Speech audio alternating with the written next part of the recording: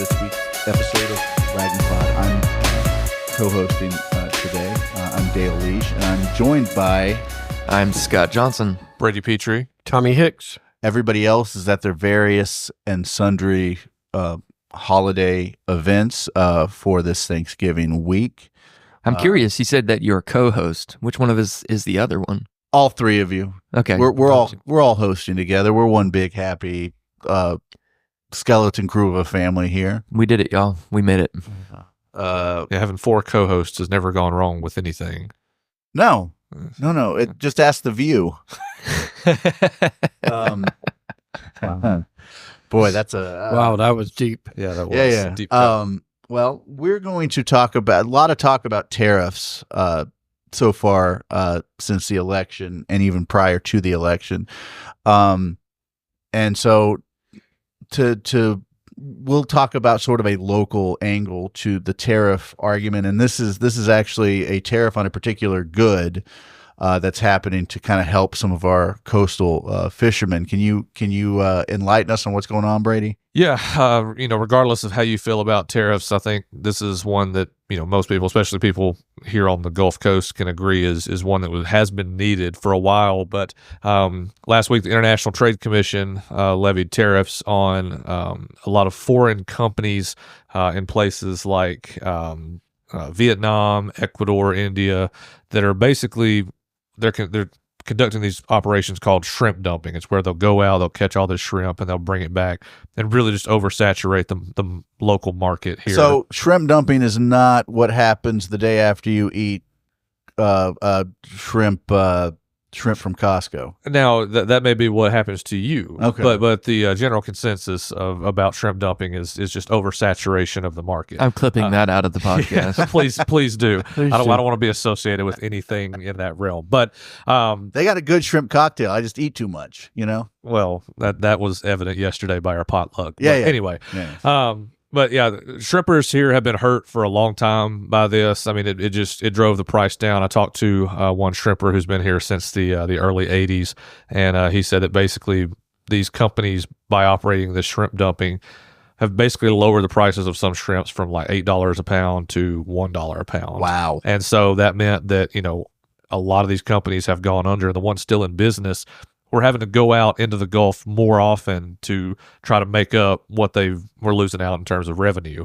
And so these tariffs, they'll charge these companies a higher percentage point than they will of any other local company that's bringing shrimp in from the Gulf, and hopefully in an attempt to really curb them from dumping any shrimp here locally. Now, this was having an impact on our fishing communities. I'd heard horror stories out of Bayou Battery about people just abandoning their shrimp boats. Yeah, and I mean, Bayou Battery Mayor Henry Barnes talked to him about the ruling, and he said it's welcome because at the rate things were going, Bayou Battery was on the verge of becoming a ghost town in a couple of years, because I mean that the seafood is the heart and soul of that community, and if you continue to let things go the way they were going, shrimpers are going to pick up and leave town and go elsewhere, just shutter completely. And so he's hopeful. I mean, this isn't going to completely fix the issue, but it is a key step along the way into hopefully providing some financial relief to a lot of these shrimpers. Okay, that's great. Do we know when these tariffs will take effect? Yeah, they go into effect next year, and the percentage points will vary depending on the country. Because Ecuador is a larger player in this whole practice than, say, Vietnam or India is, and so Ecuador will pay a larger tariff than, say, India and Vietnam, but they will go into effect next year, and then they're still trying to figure out, what will happen with the tariff. There's been some talk that maybe some of the shrimping companies here could benefit from some of the financial incentives from these tariffs and everything. So it remains to be seen what they're going to actually do with the money, but it seems like shrimpers could benefit in more ways than one. We've heard a lot about the seafood industry down here. Obviously, we are the newspaper down here. We're near the coast. So that's going to happen. We're going to keep it on the water in that regard, and we're going to talk about what they're doing with this. We've talked a lot about Dredge material and dredge spoil. So Scott, you have a story this week in the paper, this holiday paper, about another project they're doing with dredge spoil, right? Yep. Talk to me a little bit about what's going on there. Good attempt at a segue there, Dale. You almost had the landing. It's all right. It's all right. You're I'll good. get You're there. good. We're not all pros. Now, Dolphin Island just wrapped up their East End restoration project, which utilized dredge material. So of course, the Mobile Bay shipping channel has to annually be dredged to make sure it's not getting filled in with soil, silt, Right. sand, etc.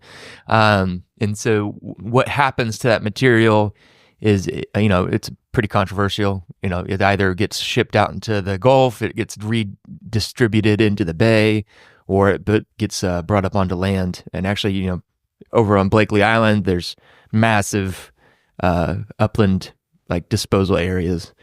I didn't realize how large they were until I looked on Google Earth, and I mean, they're just huge. It's crazy, but you never see them; they're hidden.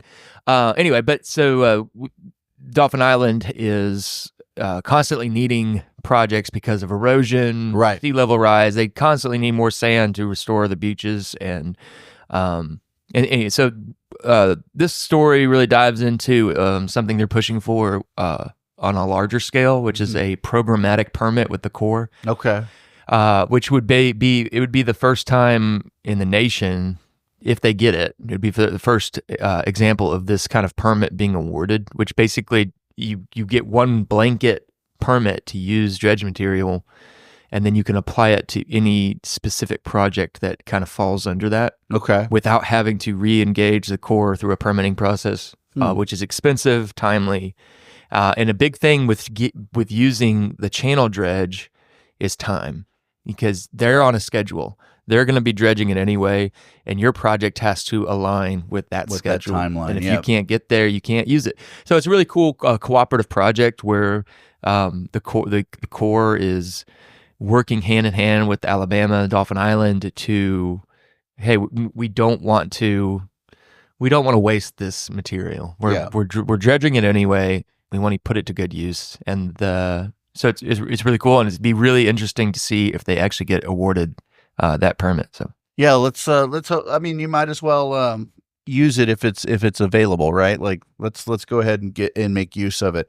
The last thing I want to talk about, and I know Kyle isn't here. He took his Thanksgiving break early. But I do want to, in the spirit of Kyle Hamrick, I do want to talk about a story that I got way too excited about. And while the rest of you guys all look at your phones, I'll just sit here and talk. What's your story about, Dale? It has something to do with the ship, right? It does. This is the third straight story that involves water in this first segment. It's almost like we live in Mobile or the Gulf Coast. Yeah. So, we've heard a lot about the USS Enterprise possibly being dismantled here in Mobile. Well, the same company that's could be doing that is going to be cleaning up and preparing a gigantic ocean liner that currently still holds the transatlantic speed record, and that is the SS United States.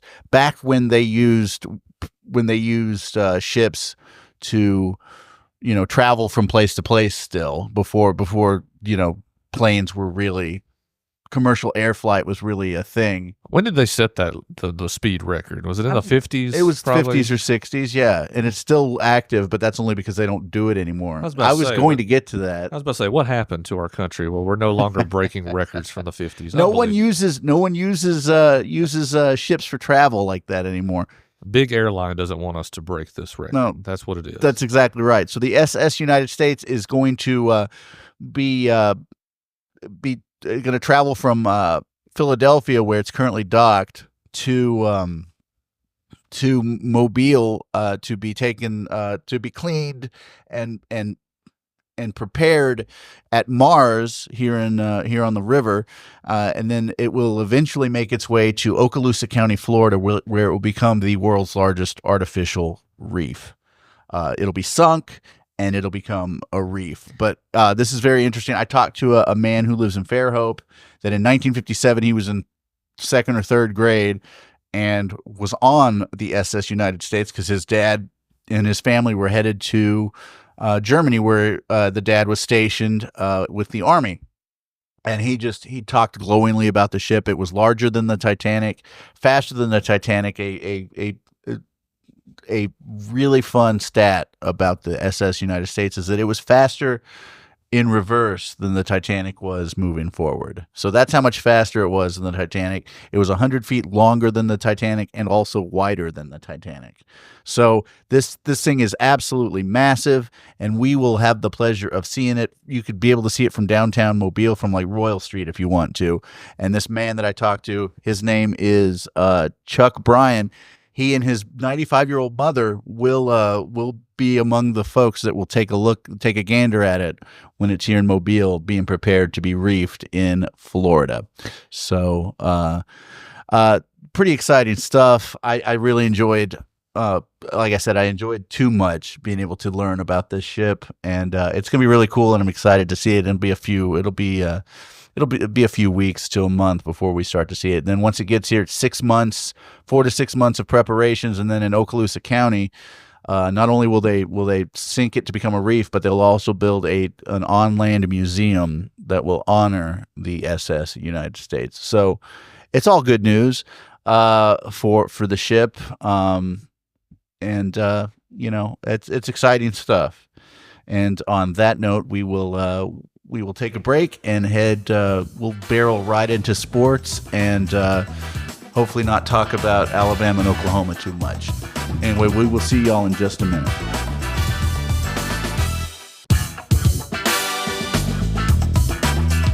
And we are back with Tommy Hicks, and we're going to talk a little bit about sports. And I guess we're going to start with the game that's on everybody's mind, which is the Iron Bowl, which will be played Saturday at 2:30. It's a lot more interesting right now than it was a week ago. Yeah, sure. Unless you're ESPN, Auburn can make a bowl game if they win. If Alabama wins, they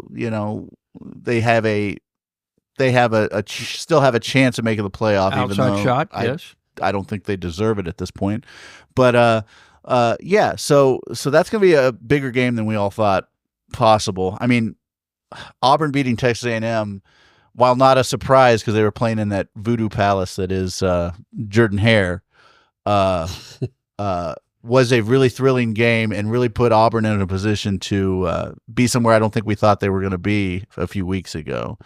So what do you think is going to happen? Well, obviously Auburn's going to come in with a lot more confidence than they might have previously.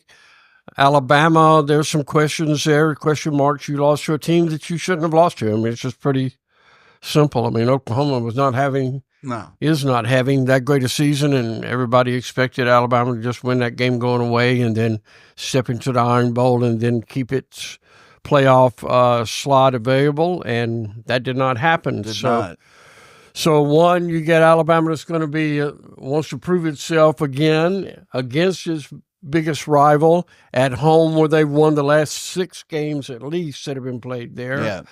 Yeah. So you still got to figure what I think.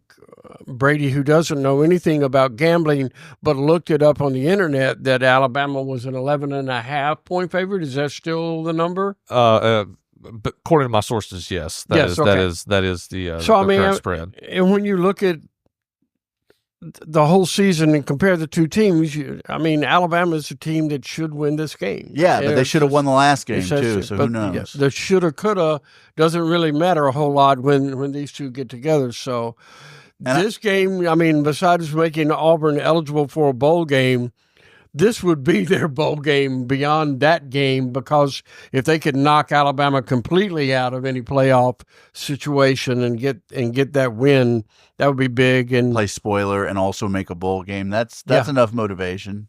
They got all the motivation in the world. So I think it's going to be a more interesting game than we certainly thought it would be. Great. Just a week ago or 2 weeks ago. But that's what makes this game fun. I hate Auburn so much. I do. The feeling is mutual. I know. They're so despicable, and I have to sit here. So sad. I know. I can't help it. It's just this is why we can't let him be in charge anymore. There's too much Bama in me. I can't help you. I'm sorry. I'm King Gump, I guess. Yeah, sure. So let's move on to we're gonna talk about USA making Auburn has a chance to make a bowl game. South Alabama is going to make a bowl game. Yep. They wrapped that up last week by defeating Southern Miss in Hattiesburg. In correct? Hattiesburg. Yeah. They've never lost to Southern Miss since the teams been together in the Sun Belt. So, well, part of that's because Southern Miss has been god awful, but they have not been their best of late. How's that? Of late, yes. Yeah. They used to be a lot better. They did. So South made a bowl game. Do they still have a chance to lock up the division? Here is what must happen this weekend. It's the Sun Belt West, correct? Sun Belt West Division. Sun Belt is the only conference left now that still uses division play in football. So what must happen is, obviously, one, South has to beat Texas State, which they play at 2:30 on Friday at Hancock Whitney Stadium. Texas State was a team in the preseason was picked to win the league, but it's not even going to win its division. It's right. And they got smashed last week by one of the worst teams in the league. So will they be angry, right, coming in or whatever? So that's going to be obviously number one thing that has to happen. The number two thing that has to happen is that Louisiana Monroe has to beat Louisiana. And that's, you wouldn't think that on paper is going to be the case. Yeah. I thought their better chance of Louisiana losing another game was last week against Troy, and they stomped Troy. Yeah. 51-30, I believe it was the final. So they regained their focus after losing to South. Right. But and I'm sure they'll be dead-eye focused on this because now everything rides for Louisiana for their season rides this weekend. They've got to beat Monroe. Monroe has to beat them. Remember, they came in to South weeks ago with a 5-1 record. Well, they haven't won a game since. Right. They lost to South and have lost every game since. They got to win to be bowl eligible. And you got to beat Louisiana now. Monroe's at home. Yeah. That will be some help. But anyway, if that all falls together, then South would win the tiebreaker that would make them the West Division representative in the Sun Belt Championship game next week. That would be amazing for South to after the tumultuous offseason they had, losing the head coach and all and whatnot, to make a bowl game is great. It'd be their but to win the division would be crazy given what has happened, and sort of it's really been a fun sort of league to watch because you thought there were going to be some people that would like stand out, and then you saw them kind of come back to earth, both in the East and the West. Yeah, so Appalachian State would be one. I mean, App State got absolutely housed by South earlier in the year, so it's been a fun. I never paid that much attention to Sun Belt. I was an SEC boy. Graduating from Alabama, but lately it has been fun to watch the Sun Belt, and I've been very pleased with it's the results. Fun Belt, man. It is. It really is. They call it that for a reason. All right, we're going to move on to high school football, where we're into the quarterfinals, semifinals. My fault. What are the big games for local teams? Well, we only have 3 left, but every game involves a number 1 team, number 1 ranked team. Nice. In Class 6A, number 1 Saraland is playing at Pike Road. All of our teams are on the road this week. Not helpful. No. In Class 5A, Viger has to go to number 1 Montgomery Catholic. And in 4A, St. Michael has to go to number 1 Jackson, a team that beat them 55-16 during the regular season. Okay. Now, St. Michael is a much better team at this stage than they were when they played Jackson originally, but Jackson's also gotten better as the season's gone along. So that's going to be, your heart says, man, how cool would it be for St. Michael to make the championship game this early in their program history? Correct. That would be cool, but man, that's going to be a huge task to be tall order. Jackson. Yeah, and Ashley Trice went to Jackson. She's a Jackson alumnus. She was the Jackson Aggie, but I can say this now because she's not here. I have family ties to St. Michael, so I hope they pull it out. I hope they win. Jackson's had enough notoriety on the football field. Let's let St. Michael's in their infancy take this championship home. We'll see what happens, but I'm excited for that game. I think that'll be fun. Yep. Saraland has just keeps winning and winning and winning.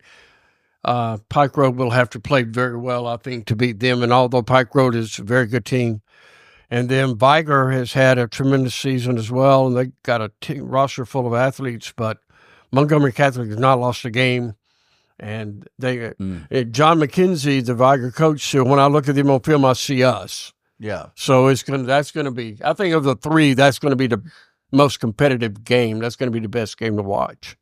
Yep, and Viger was team of the week this week. Team of the week this week. They beat UMS in the quarters last week. Yep.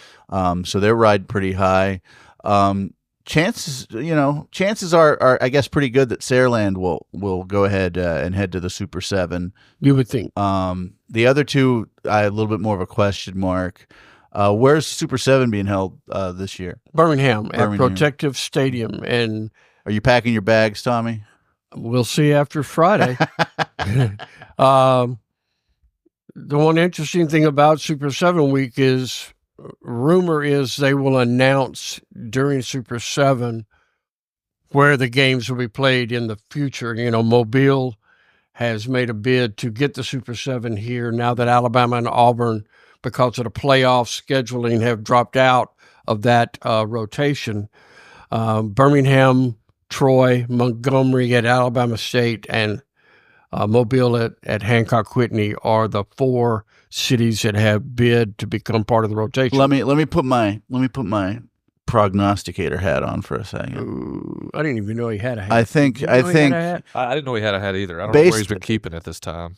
I think some Mobile people are going to be pretty happy. We'll see, but I think they're going to get. I have a feeling the AHSAA is going to give them some love in regard to that. We'll see. I don't want to jump the gun, but I feel like just deep in my gut that Mobile's going to. Hancock Whitney Stadium is such a beautiful stadium. It's new. The right size. It's 25,000. I mean, when Alabama and Auburn hosted it, that was cool for the players to get to go and play on those fields. Right. But even if you had 20,000, it looked like nobody was there. It looked like nobody was at the game, because you're looking at an 85,000 seater and it was so 100,000 quiet. Right, it was so quiet. So it just kind of lost the ambiance that all these games that are played on campus. Right. No, it reminded me of whenever I was in high school and I was in the band and we played at Ladd. It was very much like a high school team playing at Ladd. Like no matter how many fans you brought with you to Ladd, it was quiet, and you couldn't hear anything because everybody was so spread out and there was nobody. It felt like there was nobody there. So this will be much more intimate. I think they're going to get some good news. Maybe I'm wrong. Hopefully I'm right.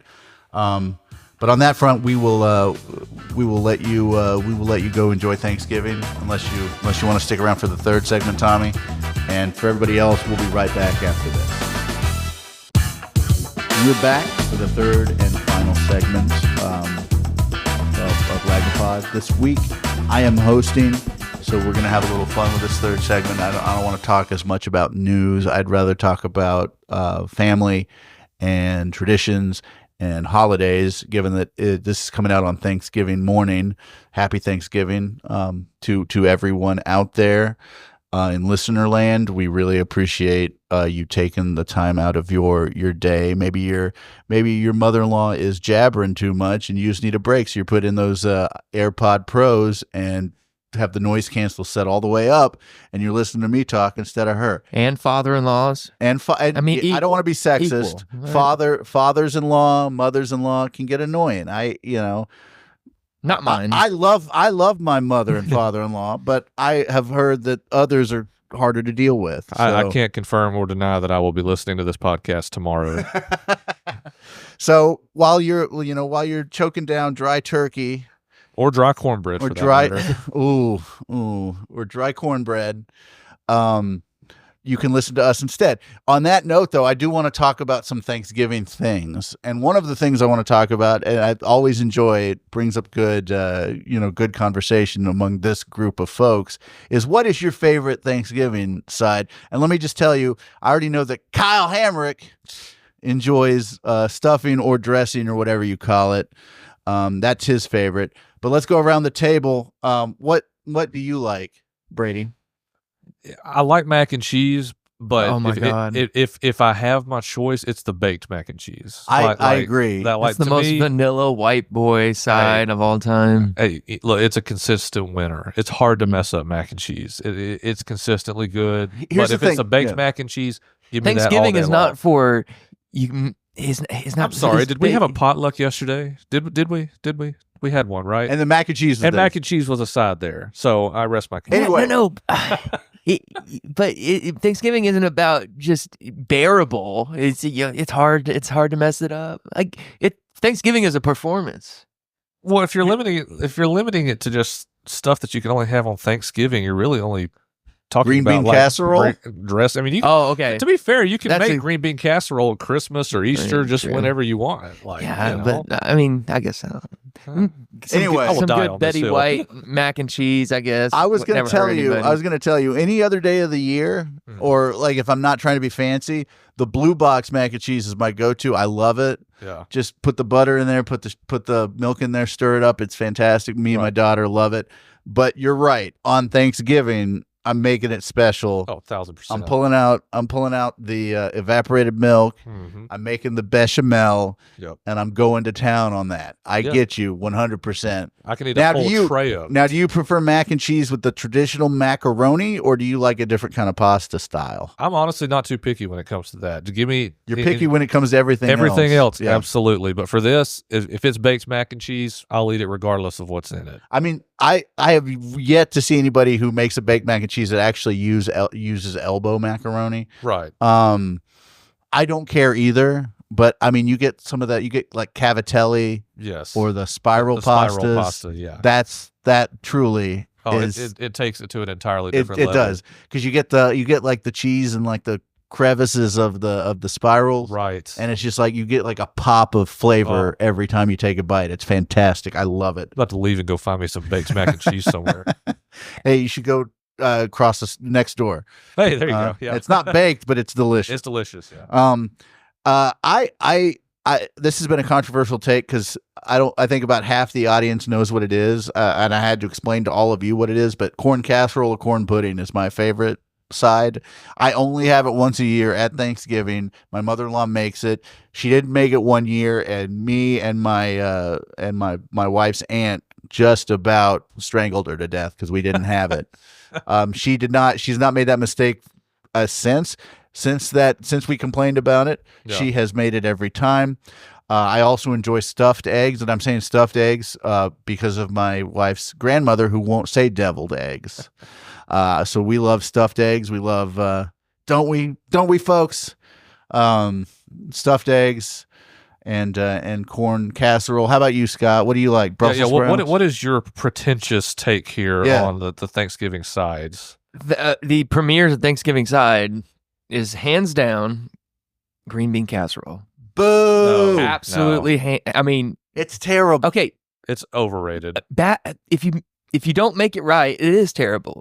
But it is a premier side. The only way to make it correctly is to bake it and throw it directly in the garbage. Immediately throw it in the trash. Yeah. Oh you know what you gosh. typically don't have to worry It's about either- messing up mac and cheese. Oh my god. By the way, here's a story about green bean casserole. It was green bean casserole was developed in part by the Campbell Soup Company to sell Big soup. people more Big soup. yeah. You are a pawn in the big soup market, my friend. All right. Well, I guess moving over, maybe a less controversial one is I like a good broccoli salad. Oh, broccoli salad is Yeah. delicious. You get like you throw in raisins and bacon.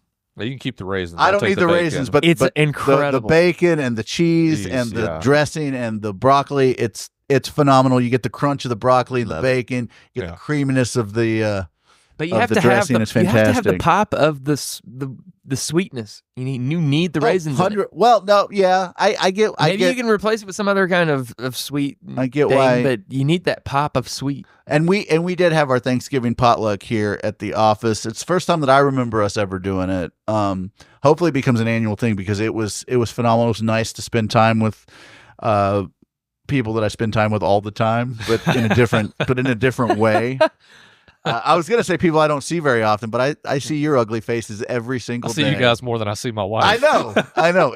It's very, very sad. But we're that fact just hit me like a brick wall. Yeah, we had a really good time. All kind of we were visiting, we were listening to music, we were choking on various sides. So it was a very, very, very good time. I want to ask you one more thing. I know you two in particular fight with your wives kind of in a friendly way, not like a physical altercation way, over when the Christmas decorations come up. So let me ask you as a man, are your Christmas decorations up yet? No. You've won the battle, my brother. I won the battle this year. Last year, I lost it pretty early, and I put down the fight pretty easily last year. But this year, I've managed to stave off any Christmas decorations. In fact, my wife yesterday called me after our potluck and was like, "Hey, I'm going to grab a tote box from Walmart, and we're going to store our Thanksgiving or our Halloween and Thanksgiving decorations in there, and we're going to put up our Christmas decorations the day before we leave to go back up for Thanksgiving." And I was like, "Why don't we just wait until we get back for Thanksgiving?" And to my surprise, she was on board with it. So that makes sense for you guys. So you're going to do it. It'll be December before you put your Christmas decorations up. Yeah, and I'm fine with that. That's perfectly fine. Let's do that. All right. Absolutely. Here's the real kicker. Scotty, are your Christmas decorations my up yet? decorations have been up since the day after Halloween. Wow. Since November 1st, my friend. It was like, you remember that scene in Elf where he walks into the toy store and it's all decorated? Yeah. Yeah. It was like coming home from work. I walk in and I'm literally making those faces, the things that have just been hung from the ceiling. Like she went and crafted these like snowflakes. Yeah. But made them 3-dimensional, cut through snowflake cutouts. I just felt like that guy walking in and like poking it, like, who the heck did this in the... Well, she's a talented lady. She is, and she did it all while I was at work, so I couldn't protest. So yeah. I mean, see, for me, she knows how to do it, man. She's incredibly strong when I'm not there. You brought that tree down from the base, down from the attic. I can barely pick that thing up. She was determined. She was determined to get that up before you came home. And she was not going to ask for any help. I like that. I mean, for me, it's the decorations are that's not why I'm opposed to it. It's just the act of taking everything down and putting it up, because it just assures the world I'll hang up some kind of Christmas themed painting or something that my wife has, and she'll say, "No, I don't want it there. I want it completely over here," and then she'll change her mind 1,000 times, and it's a whole process. And then our buddy Kyle lives by himself. And he has a fake tree that he puts up for Christmas, then leaves it up for Mardi Gras. I've heard about that darn Mardi Gras tree forever. If I have to hear it one more time, I'm going to go cut down that fake tree and do something with it. I don't know what yet, but I'm going to do something. Anyway, so I can't ask him I don't think he's put his Christmas tree up yet, but I know he and his girlfriend were talking about it. Yeah, I don't know that they have either, but I imagine that they'll be. They don't.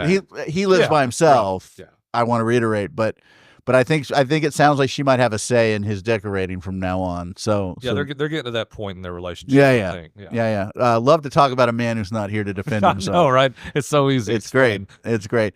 For those of you that are just dying to hear about what my traditions are, I'm sure you're all on the edge of your seats. We wait until usually the Friday after Thanksgiving. This year we may wait another day because we may do it on Iron Bowl Saturday.